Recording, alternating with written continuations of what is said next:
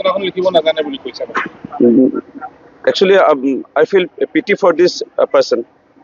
I feel pity for the Suma Baba.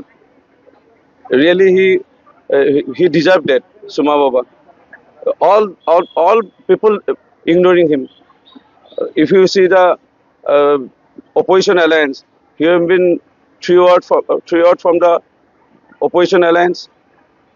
Now respected people from Sipsagar Vidhan Sabha constituency. This time they will throw out this person, Suma Baba.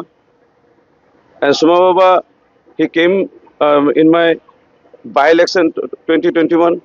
He have been thrown out from Morini constituency.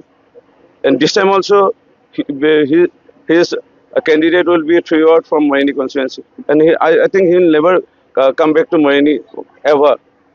I feel pity for this guy. I feel pity, really. And this time, he will be nowhere. He will vanish. আৰু এটা কথা কৈছে যে এবাৰ morning কথা মই নপঢ়িব পাৰোঁ, ল বিষয়ে কিমান জানো এইটো প্ৰমাণ যে আজিলৈকে মই জেল যাব লগা হোৱা নাই।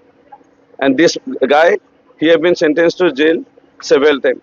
তাৰ পাপৰ ভাগিদাৰ কেতিয়াও চাগে বোধহয় জীৱনত ইয়াৰ মাফ কেতিয়াও তেওঁ নাপায়। সেইকাৰণে ৰিয়েলি আই ফিল পিটি ফৰ দিছ পাৰ্চন। মৰ্ণিং এখন যুঁজ হ'ব বুলি কৈছে। মই এইটোৱে ক'ম, ইয়াত যুঁজ বুলিবলৈ ইয়াত কংগ্ৰেছৰ মোৰ মা 3বাৰ MLA, মই কংগ্ৰেছৰ 4বাৰ MLA আছিলোঁ। কংগ্ৰেছৰ এটা দখল আছে, কংগ্ৰেছৰ হয়তো ইয়াৰ লগত যুঁজ হোৱা এটা হোৱাৰ সম্ভাৱনা আছে। আৰু বেলেগ ইয়াত কোনো ৰাজনৈতিক দলৰ না কেতিয়াও আছিল ইয়াত চিহ্ন, আৰু না কেতিয়াও ভৱিষ্যতে হ'ব। ইয়াত বেলেগ দলৰ কথাই নাই।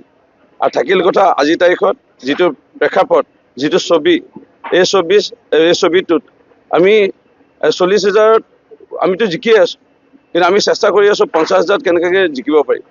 আৰু জিকি পেলাই মৰিনী সমষ্টিত মানে এজন মন্ত্ৰী আহে, মন্ত্ৰী আহি পেলাই মৰিনী আৰু বিকাশ কৰে, সেইটোত আমি লাগি আছোঁ।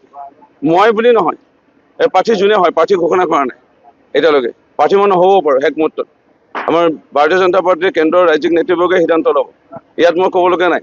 কিন্তু যোনে কেণ্ডিডেট হয় তেওঁক ইমান ভোটত জিকাবলৈ মন আছে যে মৰিনী সমষ্টি মাননীয় মুখ্যমন্ত্ৰী লাগি আছে অসম ভাৰতৰ শ্ৰেষ্ঠতম 5খন ৰাজ্যৰ ভিতৰত আহক।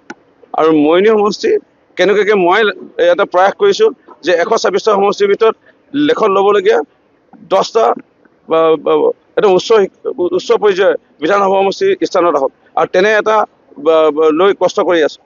আৰু ইয়াৰ কষ্ট এইটো মৰিনী ৰাইজে জানে, মৰিনী বাহিৰৰ ৰাইজে এনেই পেৰাচুট লেণ্ডিং কৰা এইবোৰ কোনে গম নাপাব। ইয়াত মই 16 ঘণ্টাটো ডেইলি, পাৰিলে 18 ঘণ্টা আৰু 20 ঘণ্টা ঘূৰি আছোঁ। চবেই জানে যে মই 4 ঘণ্টামানহে শুওঁ, মৰিনী ৰাইজে জানে। এই বাহিৰৰ পৰা অহা মানুহে নাজানে, সেইকাৰণে নজনা মানুহে ইয়াত কিবা কিবি বলকি আছে। তেওঁলোকৰ বলকা স্বভাৱে বলকি থাকক, মোৰ ক'বলগীয়া একো নাই।